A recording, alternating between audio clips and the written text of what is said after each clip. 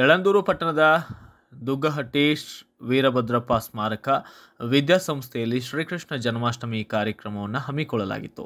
ಶಾಲೆಯ ಸಂಸ್ಥಾಪಕರಾದಂತಹ ದುಗ್ಗಹಟ್ಟಿ ವೀರಭದ್ರಪ್ಪನವರು ಜ್ಯೋತಿ ಬೆಳಗಿಸುವುದರ ಮೂಲಕ ಕಾರ್ಯಕ್ರಮಕ್ಕೆ ಉದ್ಘಾಟನೆಯನ್ನು ಮಾಡಿದ್ದು, ಶಾಲೆಯ ಆವರಣದ ತುಂಬ ಪುಟಾಣಿ ಮಕ್ಕಳು ಶ್ರೀಕೃಷ್ಣ ಹಾಗೂ ರಾಧಾ ರುಕ್ಮಿಣಿಯ ವೇಷದ ಬಣ್ಣ ಬಣ್ಣದ ಉಡುಗೆ ತೊಟ್ಟು ಸಂಭ್ರಮಿಸಿದ್ದಾರೆ.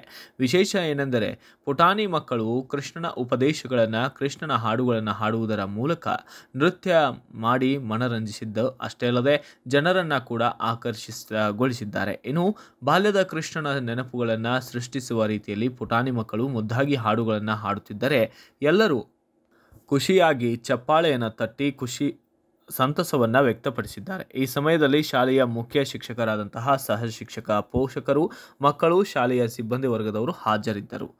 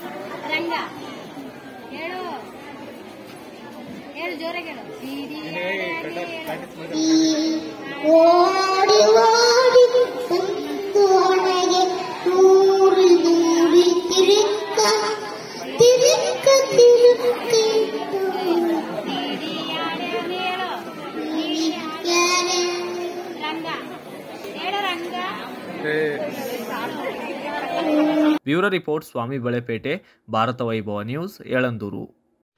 Thanks for watching. Read, discuss and debate with editor Dr. Yan Prashant Rao. Wanted reporters in print, digital and visual media for Bharat Vaibhav Daily Newspaper, BV News 5 Channel and BV Fast Web News from all the talukas of Karnataka, Goa and Maharashtra. If interested, send your resume to 9019229369.